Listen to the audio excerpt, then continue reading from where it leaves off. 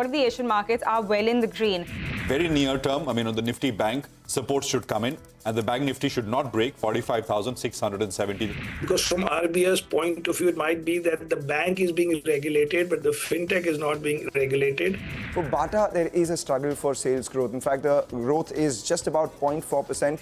So you have the Nifty Bank that, in fact, has been outperforming. I somehow think that the government assumptions in the fourth quarter on the tax side or the direct tax side are actually too conservative.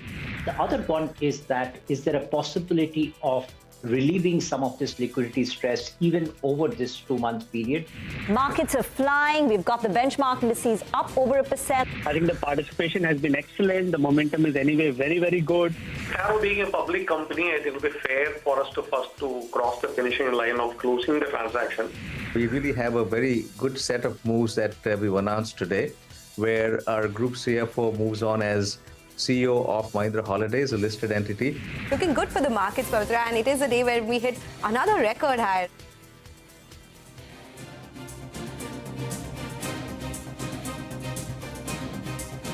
Okay, it's a full house here on this edition of Closing Bell. We are coming to you from the CNBC-TV18 Motilal Oswal studios.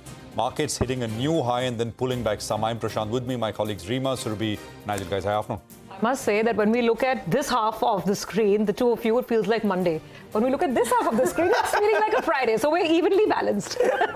Why is that? What is the blue and the black and the colors and the pink? Yeah, I mean... Well, as long as we're balanced, I think we're fine. All right, you know, it's a new high. I mean, I think that's what we're going to start by saying. And that happened early on. The market started on a strong footing. And then actually, if anything, picked up pace from there. I think it was a 2-point higher high, which basically led to a new all-time high on the Nifty. But then there's been a sharp pullback since then.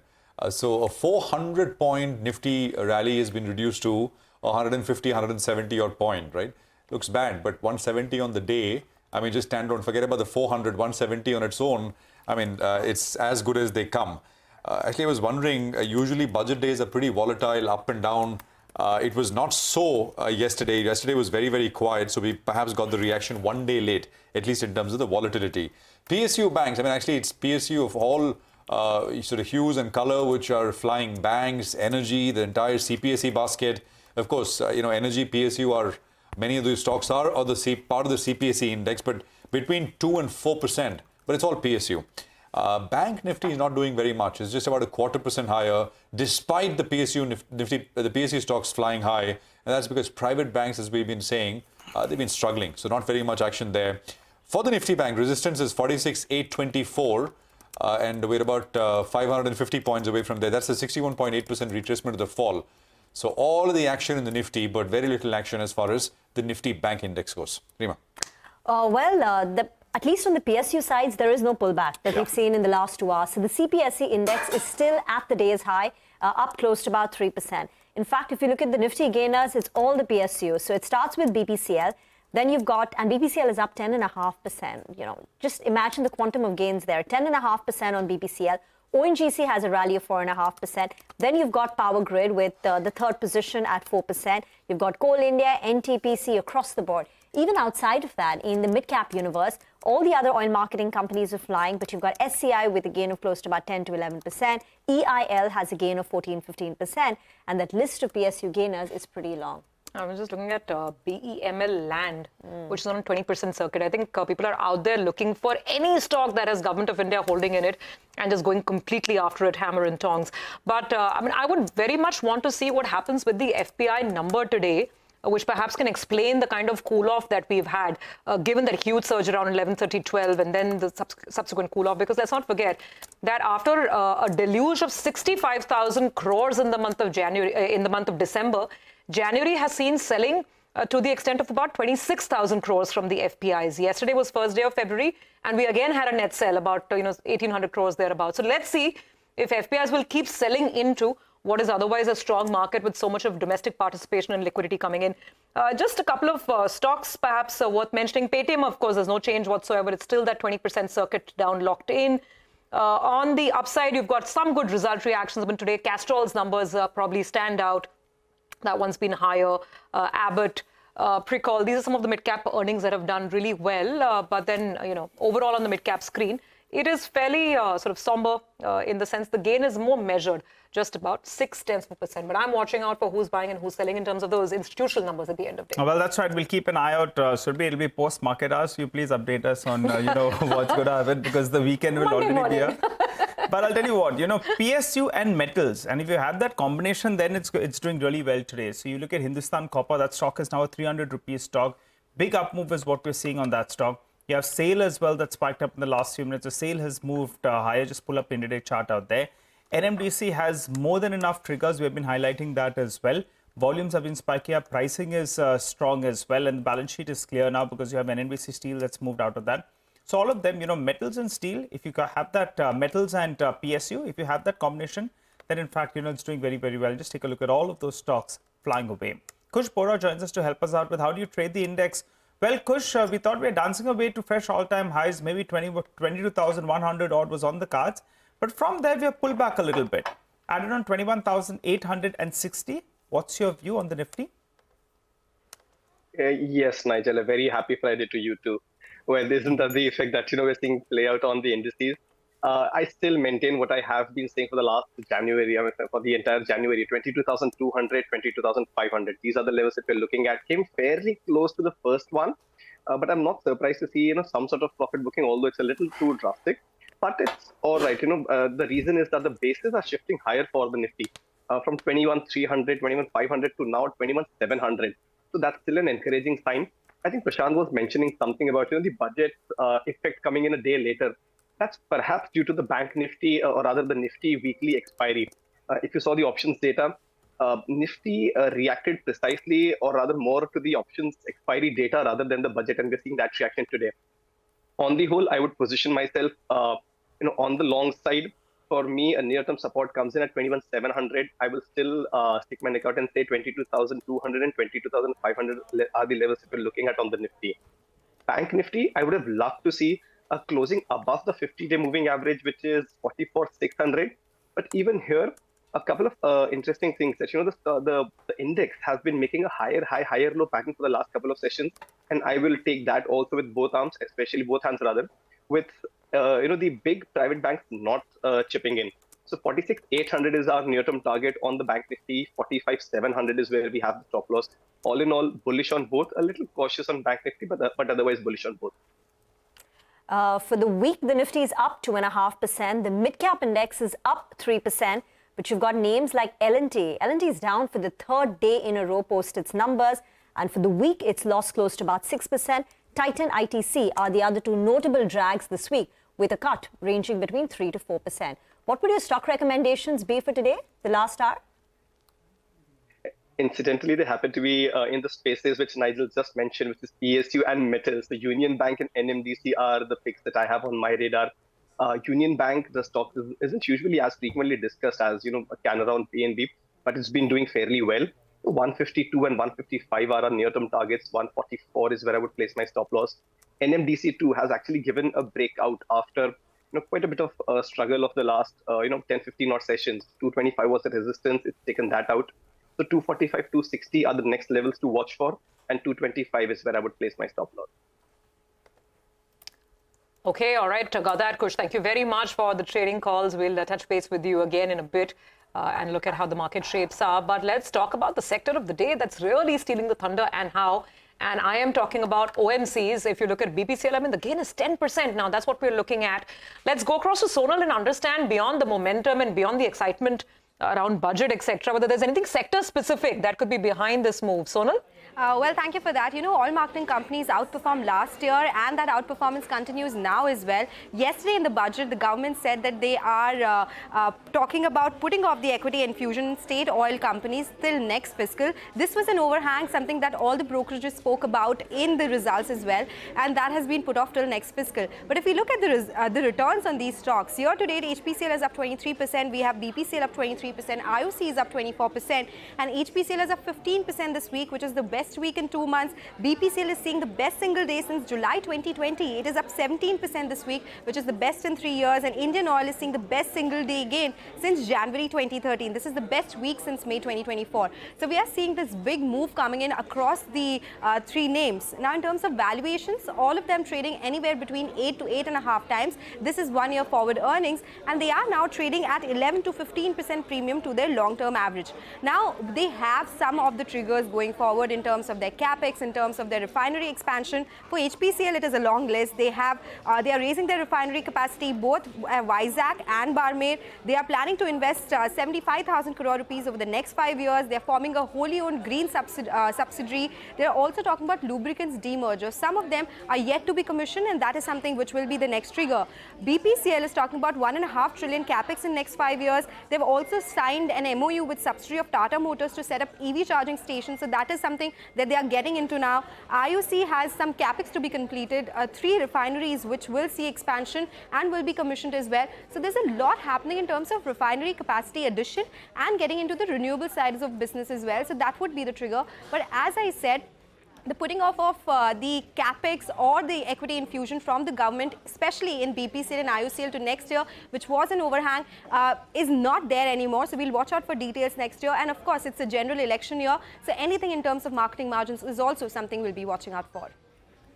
Sonal, when you speak with analysts who track the sector, is there a general belief that, by the way, I was surprised when you said, they're only 10-15% higher than long-term average. After the rally, I thought the gap would be much larger, but is there a belief that they should now be trading at much higher P multiples, because there is that effect also that what do you get at 8, 9, trading at under 10 times earnings? So is that a sense you get? Yeah. The case has been that all these oil marketing companies have always been trading at these levels. BPCL once traded at 11 times. That's when we were having those divestment talks, and it became the most expensive refinery stock in the world at that point in time. But it has come off from those levels. But yes, like any other public sector undertaking, they are still very cheap. They are still very reasonable.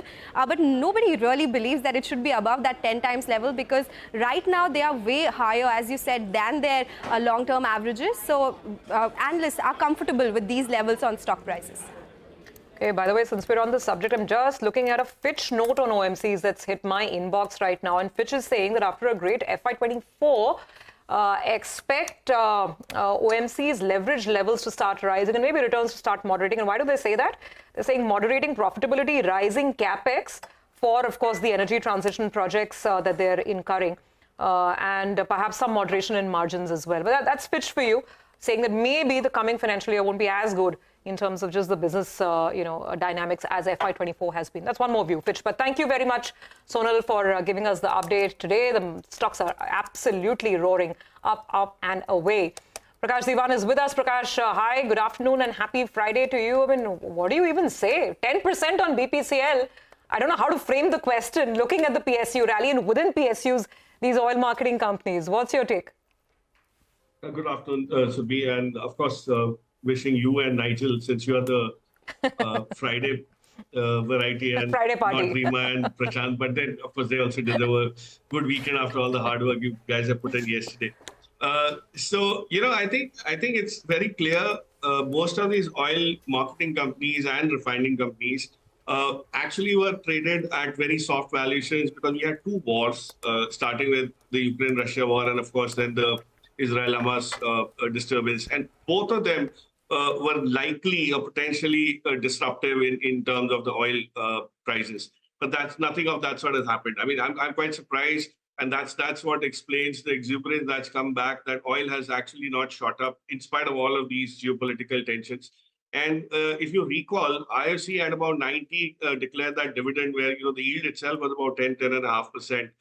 That was the first time you started getting an indication that they will continue to throw up cash. They will not need money to invest or reinvest at this point in time into the capacities. And that's where the re-rating started in a ferocious way. So when Sonal actually put it that it was 23-24% for the year, just spin that and make it look like it's just 23-24% in a month. And then things start, explaining it themselves. So I think the re-rating has been more because some of the private sector peer group has been valued much more richly.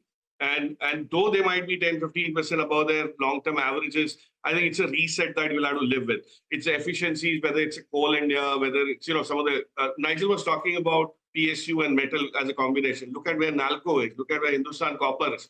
Nothing much has changed, but the PE expansion has been a bit of a belated move for most of these players. So I personally feel this is here to stay. You might have a little bit of a softness if there's a sell-off that comes through, but the FOMO in the market, definitely makes these stocks very, worthy of having in your portfolio, because there's a lot of liquidity also around these stocks. It's not that you have very limited floating stock. So this will continue.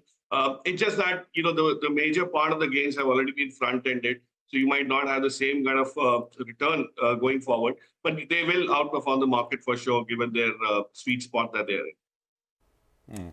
Sandeep Tandon from Quant, and I'd spoken to him about a week ago. He was, what you said, right? If you can find, he says, I like PSUs, I like metals. And if you can marry both, that's the place. But, he of course tracks a lot of data, both on the macro side and bottom up as well. So, for example, a big call of his has been Hindustan Copper, which he bought under 100 rupees. Now, of course, I think it's crossed 300 today. I think he owns Nalco as well, and many others. So this is absolutely, the combination which has worked very beautifully. Okay, let's move on and talk about PSU banks, because they're higher in trade amid expectations that the drop in bond yields will improve the treasury gains for most of them. Abhishek is standing by with the details on this. Abhishek. Well, as you mentioned, the decline in bond yields is being factored by many investors after yesterday's budget speech. So positive news for PSU banks is that the FY24 budget deficit has been at 5.8% of GDP. FY25 is about 5.1% of GDP, and target for FY26 is largely to retain the deficit at about 4.5%. So prudent fiscal actually, aids in decline in 10-year GSEC. Gross and net market borrowings through securities in FY25 is estimated at 14.1 lakh crore and 11.75 lakh crore respectively. FY24 gross market borrowing is lower than FY23 borrowing, which was about targeted at 15.4 lakh crore. So lower borrowings can aid in bond yields, to soften going ahead, and this can actually help the treasury gains for many PSU banks who have a large part of their portfolio in SLR or, the treasury side of their business. So if you take a look at the price movement, over the last 1 year, it's been massive for some of the PSU banks. Bank Nifty is up nearly about 13-14%. Nifty is up about 24% plus on a YY basis. But take a look at PSU stock price movement. SBI has gained about 24% plus. Bank of Baroda has gained more than 67% in terms of stock price movement over the last 1 year. Canara Bank above 81%, and PNB, which has been a massive outperformer, has gained more than 146% in terms of stock price movement. And if you take a look at the valuation change on a 1 year forward basis, highest valuation change has been for PNB, which is followed by Canara Bank and then Bank of Baroda. However, SBI's 1 year forward valuation in terms of price to book value multiple has increased to just 1.4% versus 1.3% that it was trading last year same time. Back to you. Thank you, Abhishek, for that. In fact, if you could just keep that valuation plate of price to book value on for a little longer. Prakash, particularly Canara Bank and PNB, because that's where we've seen the maximum valuation re-rating. Would you be a bit cautious on that? So, Rima, interestingly, what's happening is that people keep starting off with the most obvious, selection of names within a turnaround theme or a sector. And that's where you had SBI and Bank of India, and to a large extent Bank of Baroda as well. But off late, what's happened is when you go down into the value chain, you start realizing that there's a Canara Bank that's doing well, a PNB that's completely joining the turnaround. So you have people coming in for that. So it's a lot of that is PE expansion or liquidity driven. It'll be very difficult for some of these mid-sized banks like Canara Bank, Bank of India to be able to sustain the kind of earnings and the kind of metrics that they have started adding up. Whereas for an SBI, which actually was way ahead of all the others in terms of cleanups, in terms of expansion, in terms of managing the ALM mismatches, they will actually be able to glide through this entire critical phase of interest rates, peaking out in a far better way. So just imagine what happens when, come, let's say, second half of calendar 24, and you start getting the first indication of interest rate cut. That's where some of these banks will be able to flex themselves into growing at very good spreads. And the spreads will probably be faster to accumulate in an SBI or to a large extent to a BOB, but not so much in a PNB. So I would not look at them just because they're available at reasonable valuations from a price to book. But historically also, PNB has never been more than 0.6, 0.7. And Canara Bank probably at some points in time has been close to 1. So, it's not that they are undervalued anymore, but you'll have to kind of start playing along with the momentum and switch a lot of your allocations within the PSU bank space. There could be smaller banks which will start looking very smart at some point, if not SBI. So that's the whole call. But you know what, at market peaks, you would rather be with the leaders so that your drawdowns are much more manageable and tolerable. So from that perspective, an SBI BOB definitely still could be added to if not, bought afresh. Okay. Got that. By the way, those are not very inspiring numbers from Century Ply. The EBITDA is down some 17%. Margins have compressed year on year as well. We were just having a conversation with Greenlam earlier in the day, and the clear takeaway was that a lot of dumping is happening from imported products that are coming in the market, and they're finding it tough. So volume growth is very, very hard to come by for some of these companies that are operating on the plywood side or the MDF side. So anyway, that is a separate sector. Greenlam, however, is perked up. The management is saying at best they will keep volumes flat this year, best case scenario. Anyway, Prakash, I wanted to discuss another sector with you, and that is QSR. I was looking at Devyani's numbers, again, very uninspiring. I mean, EBITDA level, there's a crunch, margins are crunch, profits are down, top line is up some 5-6%. Now, if you go back to how, Jubilant has performed, or look at Westlife's numbers, this has been lingering for a while, this sort of phase of underperformance, right? So what's the thesis here?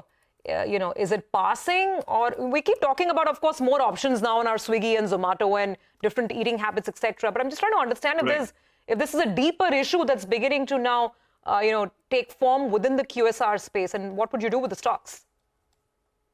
So that's an interesting point that you raised, Ruby, because, Jubilant, which has been the darling of, the market for a long period of time, has been disappointing, not just the last 3-4 quarters. I think it's now virtually 7-8 quarters that their SSS or single store sales growth has been very tepid.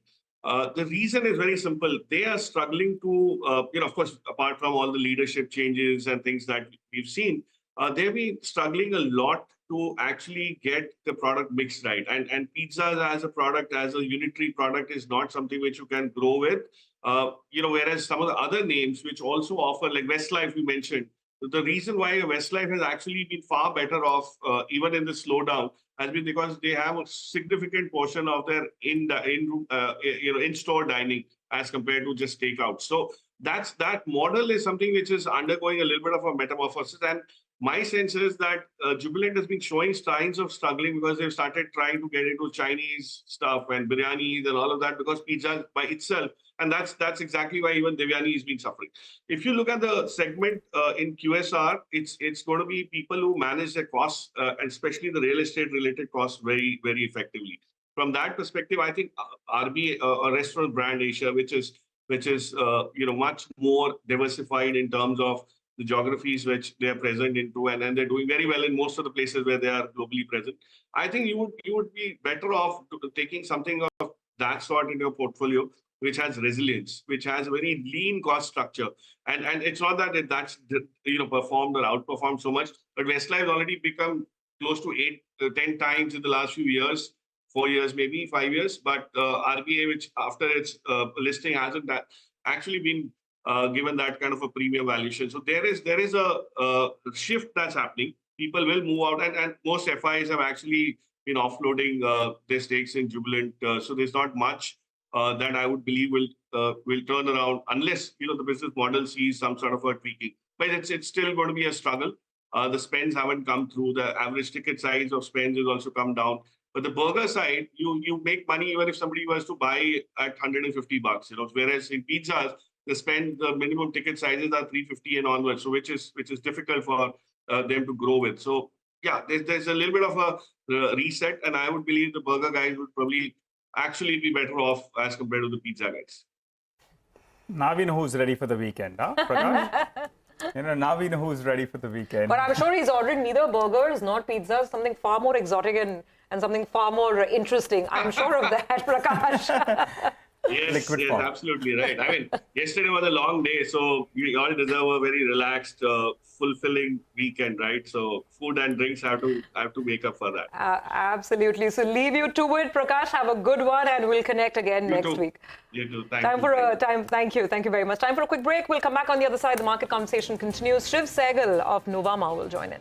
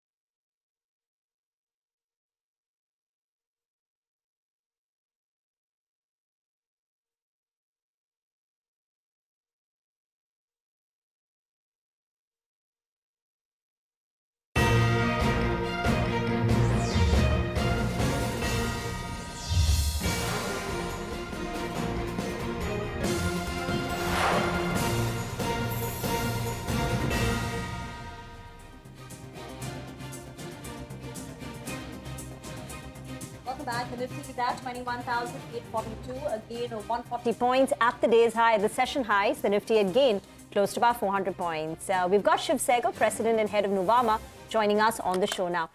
Shiv, afternoon, and thank you very much for joining in.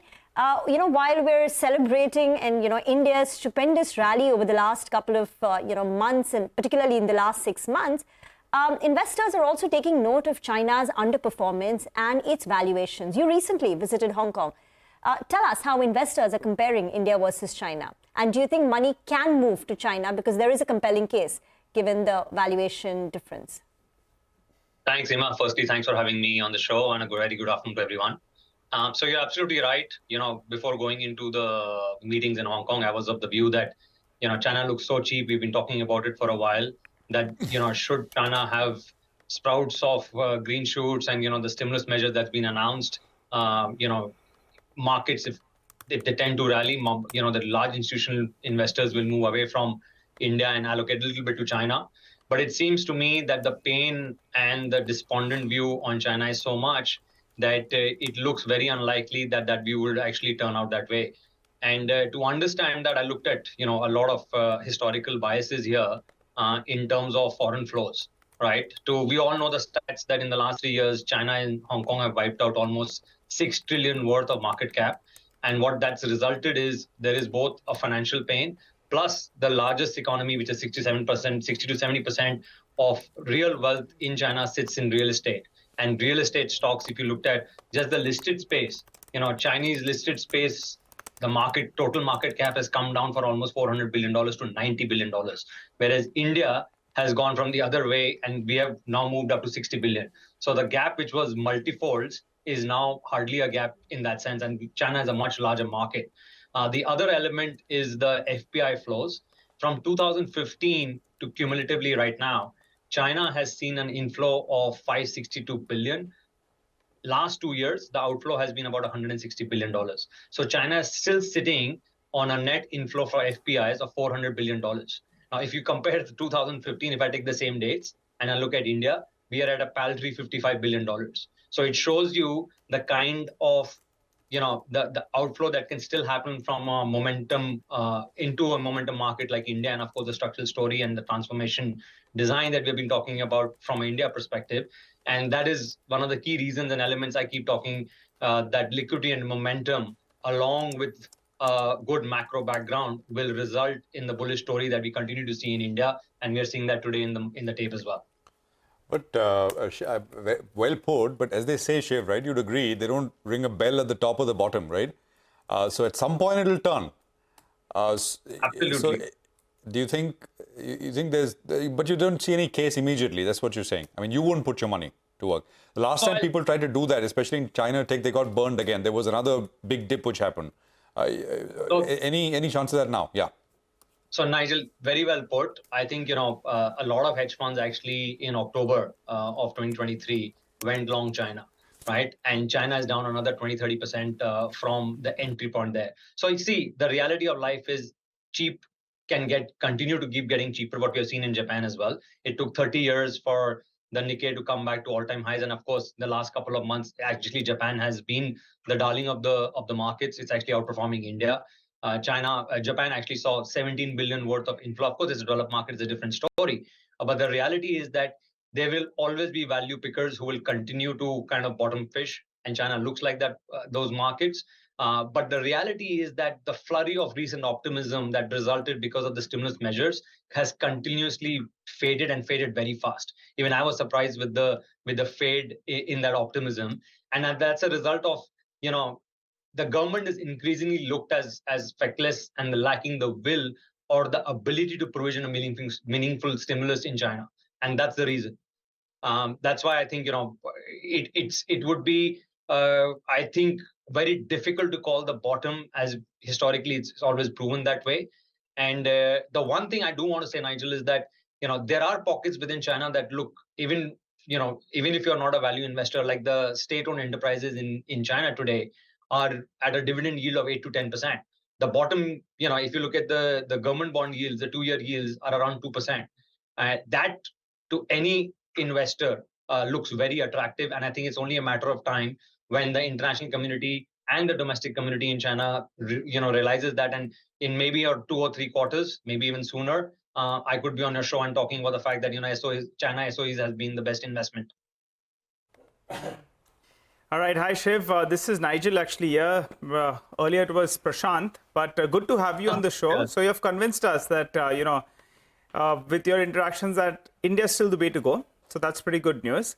But so what do you buy in India then? That's the basic question, because a lot of our audience out there, they're wondering, what should you be looking at? And in the last week or so, everyone was talking about maybe PSUs, they'll consolidate a little bit. No ways. The PSU banking index is up close to 12% for this week. Tell us more. What do you buy out here? So, very rightly said. I think in any bull market, right, the first thing that we need to realize is that a large structural bull market will continue to see rotation within sectors, right? I mean, we have seen what's happening. If I look at just 2024 start, right, we have the industrial services, the oil and gas, and the OMCs doing very well. And I think those themes will play out. You know, real estate a couple of weeks was rallying a fair bit. And what happens within that structural bull market is that money gets deployed. You see these immediate gains, and of course there will be short-term profit takers, and then you'll see a consolidation within that space.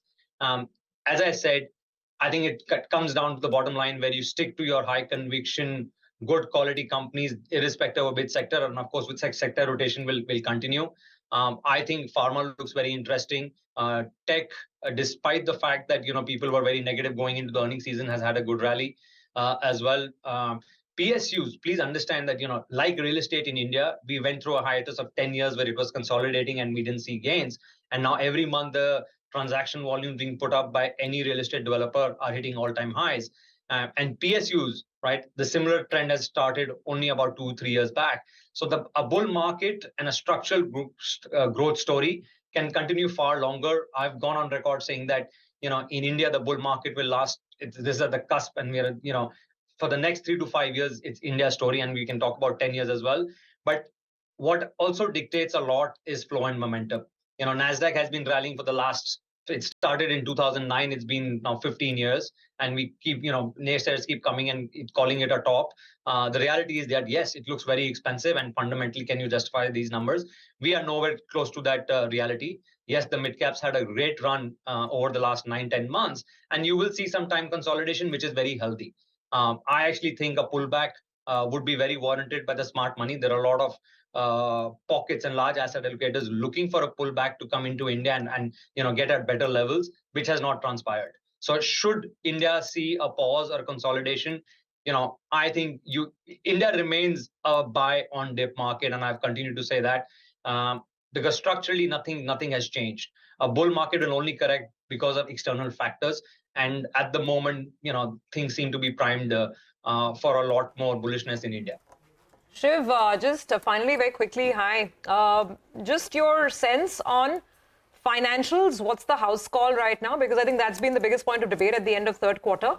And I know you don't get into stocks, but I mean, if you can give some sort of a view on, again, what's the house call around Paytm and the kind of regulatory action that we're seeing. Actually, it's Paytm is company specific, but even otherwise, I mean, the RBI has really been keeping banks and financial lenders at the edge of their seats with respect to a lot of action over the last 3-4 months. So you're absolutely right. As I said, I think the banking space, I think the ownership from an institutional perspective was all-time highs in the banking space for the last 1 or 2 quarters, maybe slightly longer. And I think that the next set of rotation, in my view, could be the financial space. A lot of the large caps, private banks have not had a significant rally in the near term. I think maybe if we speak in a couple of months or 1 or 2 quarters, I think that story could play out very differently. Credit growth uptake has been an issue from a large scale perspective from India. But given the budget is behind us now, at least the interim budget, and now we'll see if there is any tinkering to the tax part in July. I do feel that you're spot on.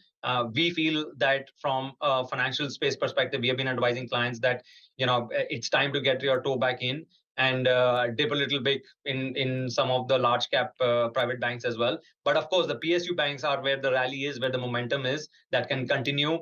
With the fiscal deficit being announced yesterday and the entire bond inclusion, you might see the PSU banks continue to kind of outperform the private space just in the short term. But, I would be a buyer of large cap names as well in the private space. Shiv, great conversation. Thank you very much for providing your insight. Enjoy your weekend. Moving on now. So giving a boost to the affordable housing in the budget, yesterday the government announced a new scheme to help the middle class buy or build their own homes.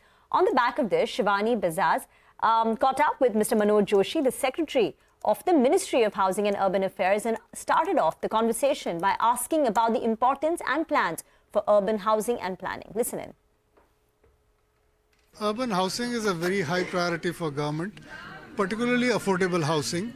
Honorable Prime Minister had announced on 15th of August, and Finance Minister also said that a support to urban housing, affordable housing and middle class would be provided. And the scheme is being worked out to provide support for the loans they take.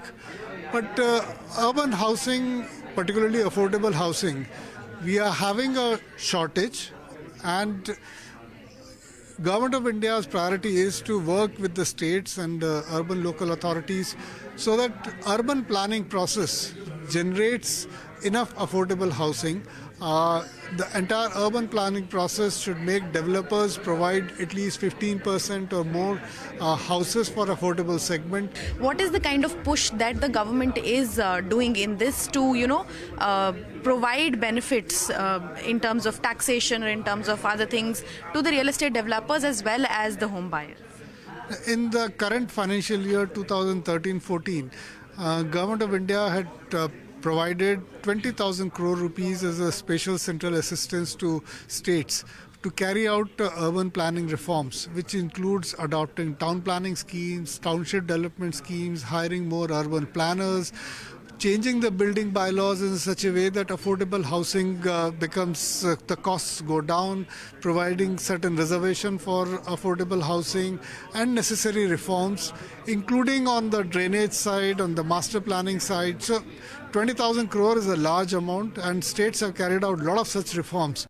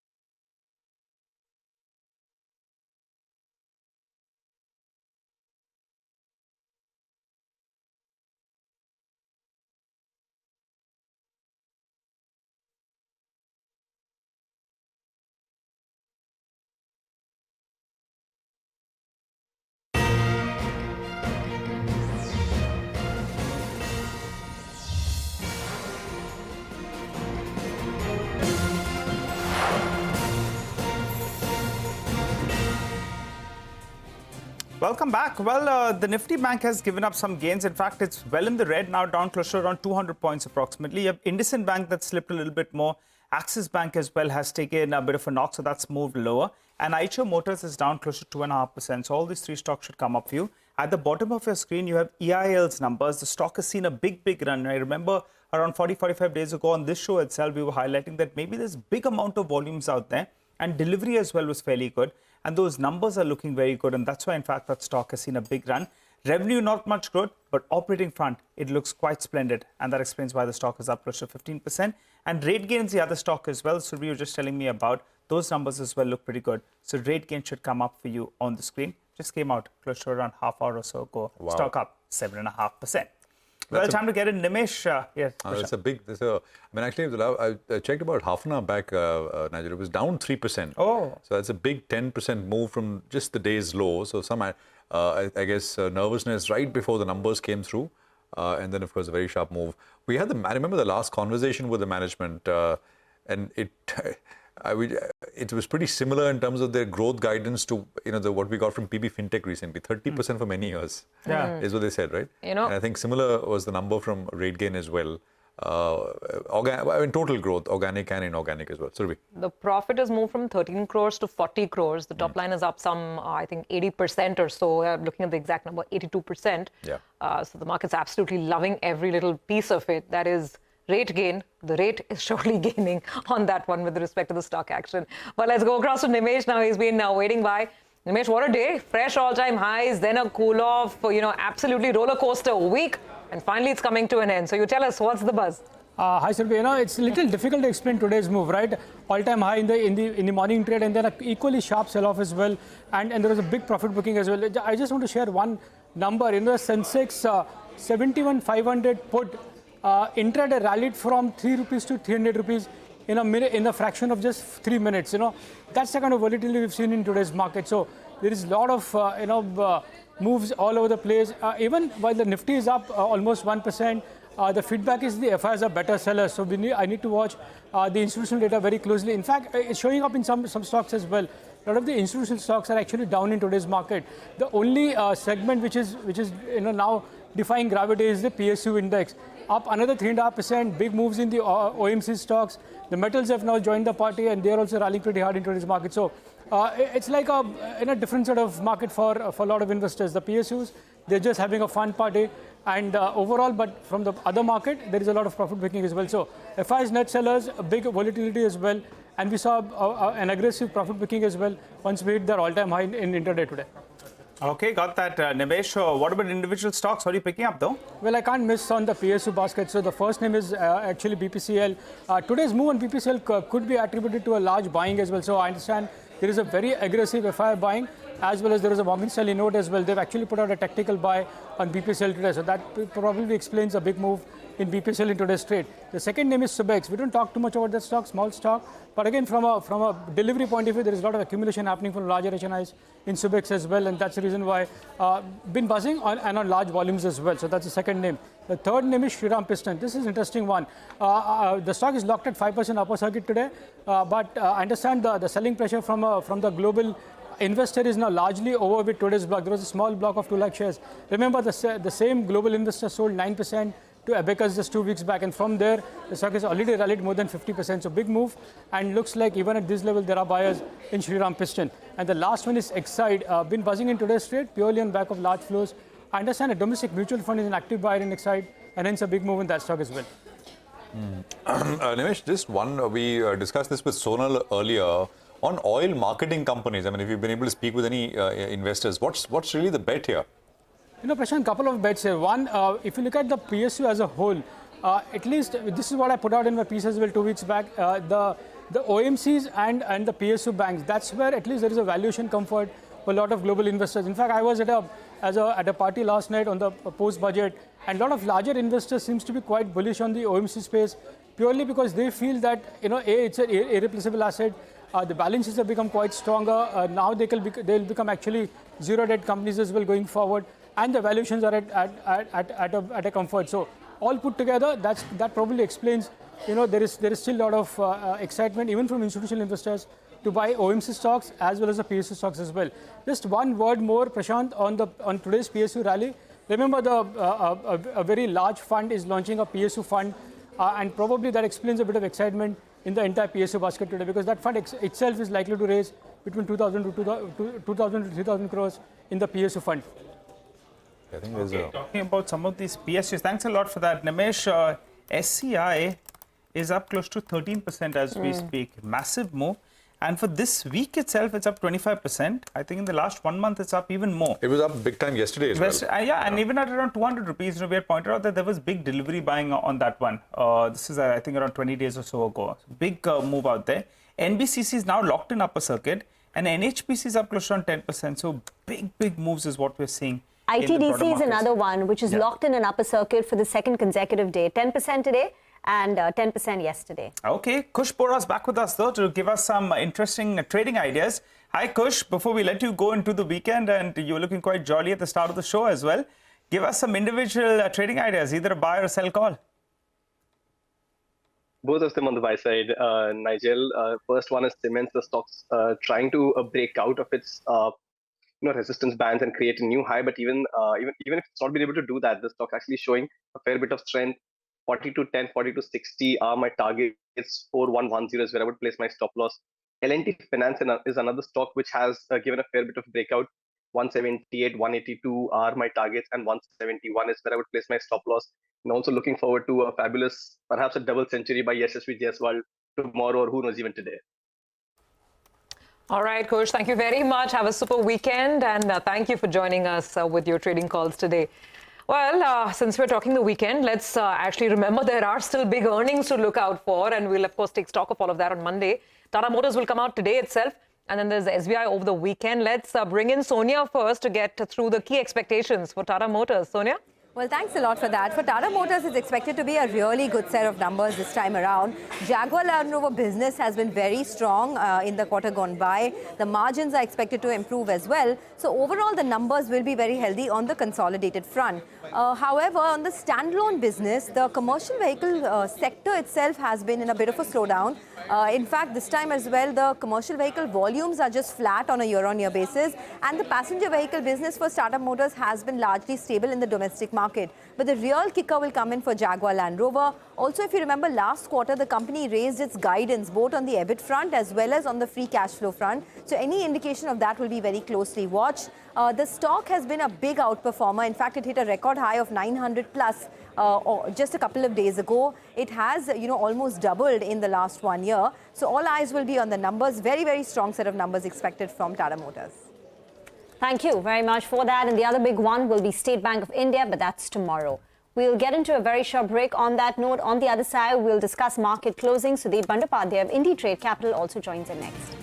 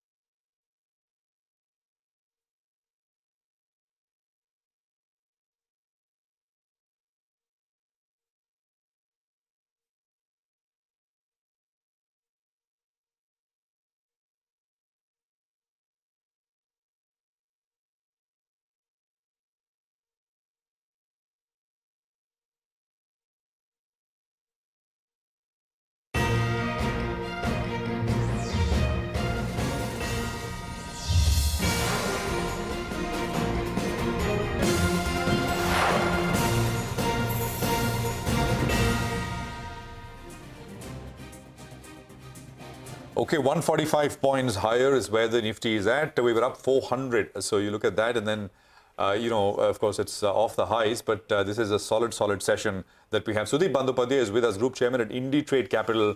Sudeep, what are you telling your clients? I mean, I'm sure you get questions. You get asked what to do in PSUs. And, the only thing worse in markets, as someone said, is when the person next to you has a lot of stuff which is going up a lot and you don't. I mean, and of course, that generates a lot of FOMO and a lot of questions. What to buy now? Should we buy a fund? And there are a lot of these PSU funds. Nimesh earlier was telling us there is one more new fund which is going to be launched shortly. Is that the way to do it? Or individual names? I was looking at something like a NBCC. It's, we're barely into February. The stock has doubled. It's up 110% this year. Your thoughts, Sudeep? Absolutely right, Prashant. I think there is a massive euphoria going on around this PSU stocks. I'll give you a small story quickly. One of my friends suddenly, who's not in the financial markets, came to me and told me that I want to buy SCI. I asked him, why do you want to buy SCI? He said, look, Cochin Shipyard has gone up, Garden Ridge Shipyard has gone up, so I must buy SCI. It hasn't gone up that much. So I had to take time out and explain to him, please understand that these are different companies. Cochin Shipyard is in a different business. SCI is in a completely different business.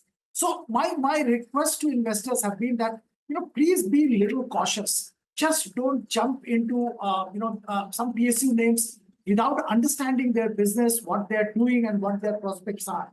But, we can all try. But the fact is there is a massive euphoria going on and people are buying and making money. Nonetheless, I think, there is still value in PSU banks. That's what I believe. Particularly in a bank like SBI, if you notice, if you do the numbers, I think that's one bank which has gone up the least. PNB has shot up really. Bank of Baroda has shot up. SBI hasn't moved up that much. And is it that bad vis-a-vis ICICI or some other private sector banks that it has to be at such a huge discount to some of these private banks? So I don't believe so. And I believe State Bank of India should be valued much better. So there is merit in buying SBI, definitely. I'm not sure about the defense stocks at current level, nor am I sure about the railway stocks at current level. Of course, some of them are good companies. They've got an order book, which is probably will take them many years to execute. But the track record has never been anything great. I'm hoping that this will be different this time, but I still don't find comfort. Look at the oil marketing companies. There's a massive rally going on. Yes, they were relatively attractively priced, if you compare with the other PSU stocks, but there is an election coming. There is a huge amount of geopolitical uncertainty. I'm not saying oil will go back to 120, but the fluctuation in oil prices, upward movement in oil prices will have to be absorbed by these guys. They are doing a lot of capex, and rightly so, for the energy transition. BPCL is engaged in that, EV charging stations. These are good steps, but it will take some time to come to fruition, and the earnings will get depressed in FY25 for most of these oil marketing companies. So we need to understand this and buy with that kind of an outlook. Point, as the market's closing out, by the way, I just want to point out that the Bank Nifty has taken a knock, and a lot of the larger names, as SBI included, by the way, they're all now struggling down at the lows of the day. So that's a bit of a problem with the market. Banks continue to be at the disappointment. See the sharp drop after 3 o'clock that came in on the Bank Nifty. And SBI, HDFC Bank, ICICI Bank, Axis Bank, across the board, selling on bank stocks. Sudeep, we're short on time, just running into the close. You made your point on SBI, but overall talking about private banks, what do you think is the issue here? Because, every single pop, every single, rally is getting sold into. Is that how you expect things to be? And then, will a stock like Reliance then have to do the heavy lifting, therefore, on the index?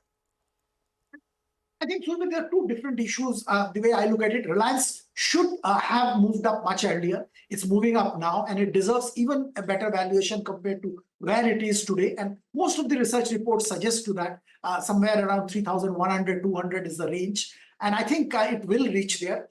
As far as the banking sector is concerned, my view is that there is a bit of a sector rotation happening. People are moving money out of PSU and banks in general and putting in, I don't know why, but PSU stocks generally, public sector undertakings.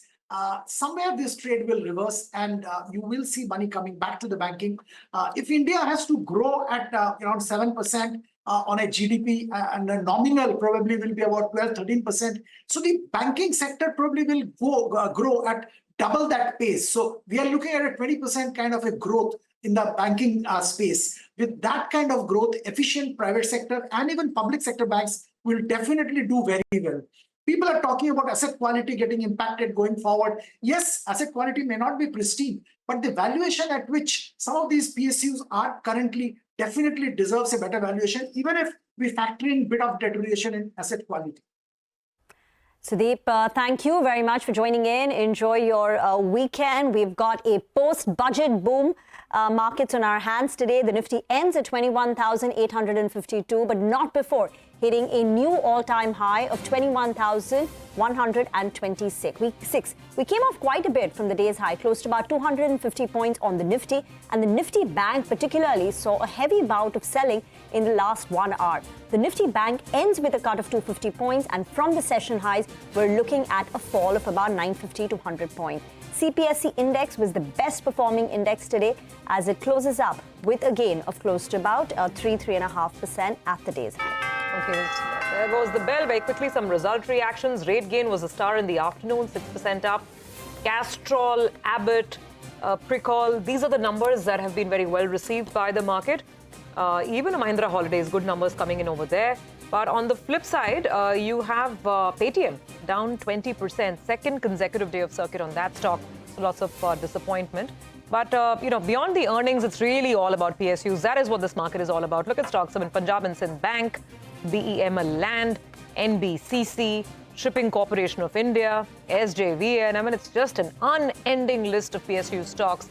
Absolutely breathtaking moves continuing and massive moves for many of them for the week gone by. Well, we're ending the week then with the Nifty higher by almost 2.5%. Bank Nifty still a bit of a question mark. And the Nifty higher actually by about 1%, and Bank Nifty still down in the red as Friday closes out. That's the wrap on this edition of Closing Bell. Thank you very much for watching. But our Friday special Editors Roundtable coming up next.